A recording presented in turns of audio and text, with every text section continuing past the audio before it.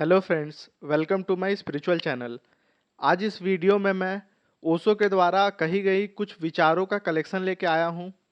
उन विचारों से मेरे जीवन में काफ़ी परिवर्तन हुआ है, तो मैं चाहता हूँ कि वो सब चीज़ें आपके तक शेयर करूँ मैं। तो ओशो ने अपने प्रवचन के माध्यम से, अपने किताबों के माध्यम से बहुत सारे ज्ञान हमें दिए हैं। तो उन्हीं में से कुछ ज्ञान को मैं कलेक्ट करके आपके सामने प्रेजेंट करता हूँ। तो ओशो के पहले विचार है। ओशो कहते हैं कि तुम्हें अगर पता चल जाए कि आज साँझ ही मर जाना है, क्या तुम सोचोगे कि तुम्हारे दिन का व्यवहार वही रहेगा जो इस पता न चलने पर रहता है? क्या तुम उसी भांति दुकान जाओगे, उसी भांति ग्राहकों का शोषण करोगे? क्या उसी भांति व्यवहार करोगे जैसा कल किया था? क्या पैसा पर तुम्हारी पकड़ वैसी ही होगी जैसी एक क्षण पहले तक थी? क्या मन में वासना उठेगी, काम जगेगा, राह से गुजरती कार मोहित करेगी, किसी का भवन देखकर ईर्ष्या होगी? नहीं, सब बदल जाएगा। अगर मौत पता चल जाए आज ही सांस हो जाने वाली है, तुम्हारे जीवन का सारा अर्थ, सारे प्रयोजन, सारे रंग और शैली सब बदल जाएगी। मौत का जरा सा भी स्मरण तुम्हें वही न रहने देगा जो तुम हो। तो जब भी आपको किसी चीज़ का अहम हो, अहंकार हो, तो आप समझिए कि ये जीवन हमें एक कुछ समय के लिए ही मिला है, उसके बाद ये जीवन चला जाने वाला है।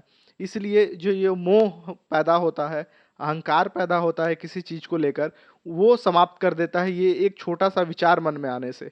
तो ये पहला विचार ओशो का था। दूसरा ओशो कहते हैं कि कभी साक्षी बनकर भीतर बैठना, संसार में पकड़ने योग्य कुछ भी नहीं है।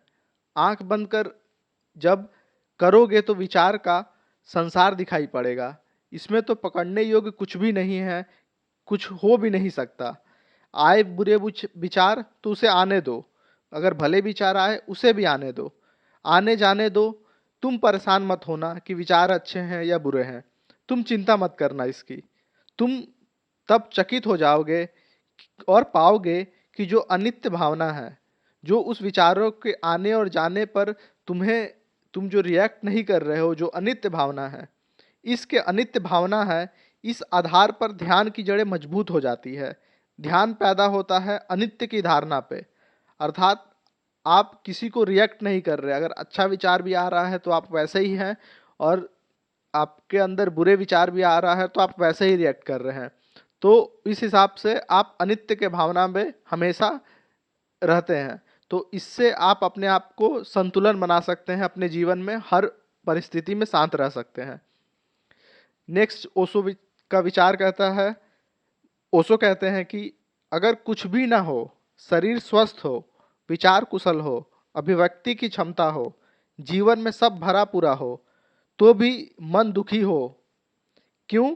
क्योंकि मन का एक नियम है, जो नहीं है उसकी मांग मन का नियम है। मतलब मन वही चीज़ें मांगता है जो हमारे पास नहीं है। जो है उसमें मन को कोई रस नहीं, जो नहीं है उसी में रस आता है। अभाव में मन का रस है। सो जब तक अभाव में मन का रस रहेगा तब तक मन दुखी ही रहेगा। मन को सुखी करने का कोई उपाय ही नहीं है। इसलिए जो ज्ञानी मन के बाहर होने का उपाय करते हैं, समझदार मन के बाहर हो गए क्योंकि उपाय करने लगते हैं।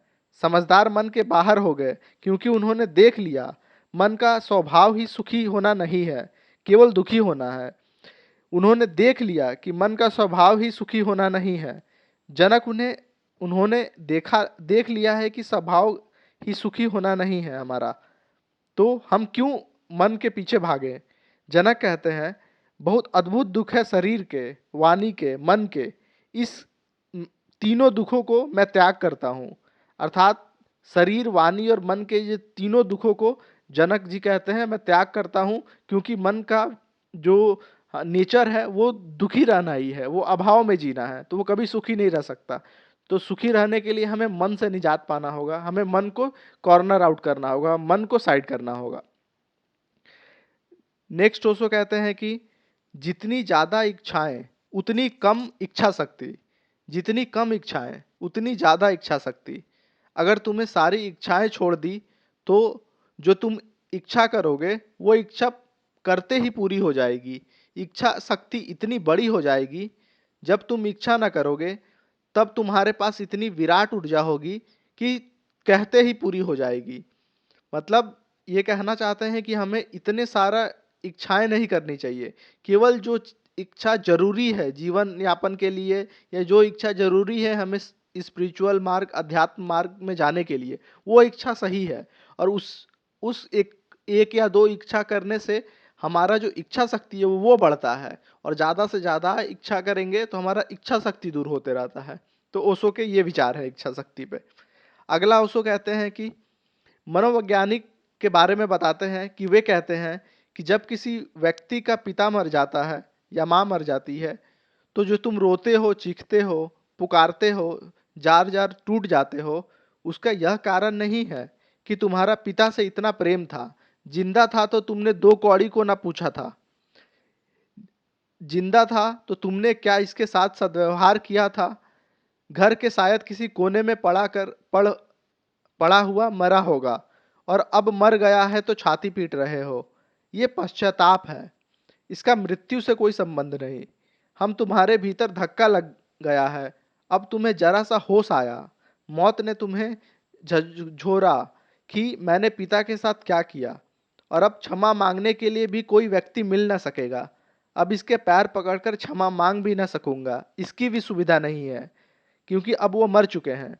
अब ये छाया की तरह तुम्हारा पाप तुम्हारा पीछा करेगा। इसलिए सदियों तक तुम पूजा करते हो, पितृपक्ष मनाते हो, फोटो मूर्ति बनवाते हो, फूल चढ़ाते हो। क्या क्या नहीं करते, यह पश्चाताप है। ये भीतर की पीड़ा है जिसे ढकने का उपाय कर रहे हो। ये सिर्फ अपने पाप के फूलों को छुपाया जा रहा है। केवल पाप आपने कर दिए हैं उसको छुपाने के लिए ये प्रक्रिया की जा रही है। इसलिए हमें जीते जी अपने माता पिता का आदर करना चाहिए और उन्हें उचित सम्मान देना चाहिए। अगर आप नहीं देंगे तो बाद में रिग्रेट का सामना करना पड़ेगा, ओशो के अनुसार।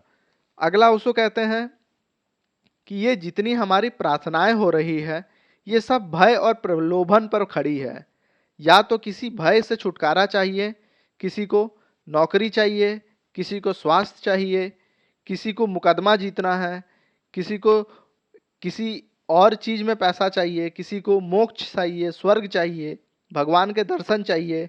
इस तरह के 25 बातें हैं, लेकिन कुछ ना कुछ चाहिए। क्या आपको पता है कि जो प्रेम कुछ मांगता है वह प्रेम झूठा है?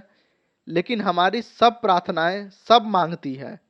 कोई प्रार्थना जो मांगती है वो सच्ची नहीं हो सकती। फिर कौन सी प्रार्थना या कौन सा प्रेम सच्चा है? जो प्रेम देता है वो प्रेम सच्चा होता है, जो प्रार्थना देती है वो सच्ची होती है। लेकिन हम जो देने को नहीं जानते, हम तो सिर्फ मंदिर मांगने जाते हैं। कभी आप एक कोशिश कीजिए कि मंदिर देने जाइए, बस दर्शन के लिए जाइए। हमारे धर्म में दर्शन शब्द का यूज हुआ है। दर्शन अर्थात आप वहां जाके उसके दर्शन करते हैं, न कि आप वहां जाके भगवान से कुछ मांगना होता है वहां पर। इसी बात को ओशो कह रहे हैं कि वो प्रेम सच्चा वही प्रेम होगा, सच्चा वही प्रार्थनाएं होगी जिसमें मांग नहीं होगी, जिसमें सिर्फ दृष्टा भाव होगा, सिर्फ दर्शन होगा। अगला ओशो कहते हैं, तुम अपने चारों तरफ जो अनुभव कर रहे हो वह तुम पर निर्भर है। वो वस्तुतः तुम्हें उसके सृष्टा हो। तुमने जो जिंदगी पाई है वैसी जिंदगी पाने का तुमने उपाय किया है, जानकर या अनजाने में। तुमने जो मांगा था वही मिला है तुम्हें। तुमने जो चाहा था वही हुआ है। अगर अंधेरी रात ने तुम्हें घेरा है तो तुम्हारे जीने का ढंग ऐसा है। तो ये बात को आप ध्यान से अगर गौर कीजिए, जो भी चीज़ें आपके लाइफ में हो रही है, तो आपने उस तरह का लाइफ कभी ना कभी कॉन्शियस और अनकॉन्शियसली अपने माइंड में सोचा होगा, तभी वो लाइफ ऐसे रिफ्लेक्ट कर रही है। तो इसीलिए कहा जाता है कि हमेशा पॉजिटिव सोचिए, क्योंकि अगर पॉजिटिव सोचेंगे तो वैसा ही चीज़ें आपके लाइफ में मैनिफेस्ट होगी। तो ऐसा कभी नहीं हो सकता कि किसी व्यक्ति के साथ कुछ चीज़ें हो रही है और उसने उस चीज़ के बारे में सोचा ना होगा। उसके या तो कॉन्शियस माइंड, चेतन मन या अचेतन मन, कहीं ना कहीं वो चीज़ें चल रही है। इस कारण से हमें जो थॉट भी है, जो हमारा कान है, जो 5 इंद्रियां हैं उसमें से एक इंद्रिया जो कान है, जिसके थ्रू इंफॉर्मेशन जाता है अंदर, जिसके थ्रू हमारा डेटा अंदर जाता है, तो उसको प्योर कीजिए। गलत चीज़ें अंदर ना लीजिए, क्योंकि गलत चीज़ें अगर आप लीजिएगा तो वो घूमकर आपको रियलिटी में, वास्तविकता में प्रकट होते दिखेगी। तो इस चीज का आप जरूर ध्यान रखिए। अगला ओशो कहते हैं, परमात्मा तुमसे यह ना पूछेगा कि तुमने कौन कौन सी गलतियां की, क्योंकि गलतियां का वो हिसाब रखता ही नहीं। परमात्मा तुमसे पूछेगा, तुम्हें इतने सुख के अवसर दिए, तुमने भोगे क्यों नहीं? गलतियों की कौन फिक्र करता है? भूल चूक का कौन हिसाब रखता है? वो तुमसे पूछेगा, इतने अवसर दिए सुख के, तुमने भोगे क्यों नहीं? मतलब परमात्मा के पास जाकर परमात्मा तुमसे दुख के बारे में नहीं पूछेगा, वो तुमसे सुख के अवसरों के बारे में पूछेगा कि उन्होंने पूरे सुख के अवसर दिए थे, पूरे अध्यात्म में जाने के अवसर दिए थे, लेकिन आप संसार में पड़े रहे। तो इसकी जवाबदेही सिर्फ आपकी होगी। तो इस कारण से अपने को रेडी रखिए अभी से ही। अगले ओशो के विचार हैं। ओशो कबीर के बारे में कहते हैं कि कबीर ने कहा है कभी कि कह कबीर हरि ऐसा, जहां जैसा तहां जैसा, मत जाना मंदिर, जहां हरि को जैसा पाओ वहां हरि को वैसे ही मान लेना। फूल में दिखे तो उसी से बात कर लेना, उसी के पास थोड़ी देर बैठ जाना, एक गीत गुनगुना लेना।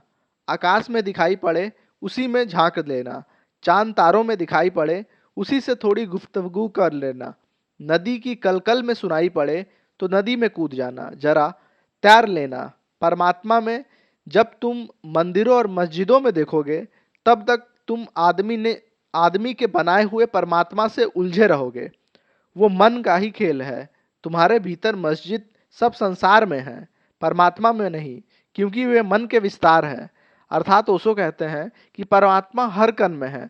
जहां भी आपको परमात्मा दिखे वहां पर पूज लो परमात्मा को। जिस तरह से आपको अर्पित करना है अपने भाव, आप कर लो। आप मंदिरों और मस्जिदों के चक्कर में मत पड़ो। आप वहां जाके भी प्रार्थना कर सकते हो, उसके निषेध नहीं किए हैं।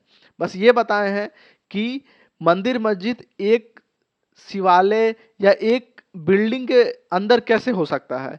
मंदिर हम लोग ऐसा व्यवस्था क्यों ना करें कि पूरा संसार ही मंदिर बन जाए, क्योंकि पूरे संसार में अगर भगवान रहते हैं तो पूरा संसार को एक मंदिर की तरफ देखना है, न कि एक छोटे से भाग को। तो ये विचार को आप सही ढंग से लीजिएगा। यहाँ मंदिर और मस्जिद का तिरस्कार नहीं किया जा रहा, यह कहा जा रहा है कि मंदिर को समेटिए मत एक छोटे से ज्योग्राफिकल डायमेंशन में। इसको आप एक्सपेंड करके पूरे ब्रह्मांड में लेके जाइए कि पूरा ब्रह्मांड ही मंदिर है। तो होप ये जितना भी ओशो के विचार है और मेरा विश्लेषण उसमें आपको अच्छा लगा होगा। कैसा लगा आप मुझे कमेंट सेक्शन में भी बता सकते हैं। ऐसे ही मैं ओशो मैं ये मेरा पहला सीरीज है, ऐसे ही सीरीज में मैं कुछ ओशो के टॉप जो विचार हैं, जो किताबों के माध्यम से या प्रवचनों के माध्यम से ओशो ने डिलीवर किया है बहुत जगह, तो उसे मैं कलेक्ट करके आपको दे सकूंगा, ताकि आप उससे लाभ उठा सकें और अपने जीवन में एक परिवर्तन अनुभव कर सकें। और अगर ये चीज़ें आपको अच्छी लगी है तो आप चैनल को सब्सक्राइब कीजिए और वीडियो को लाइक कर सकते हैं और वीडियो को शेयर भी कर सकते हैं, ताकि दूसरे लोग भी इन भाव को, इन विचारों से अवगत हो सकें। तो आज मैं अपने वक्तव्य को यहीं विराम देता हूं। अब मिलते हैं नेक्स्ट वीडियो में।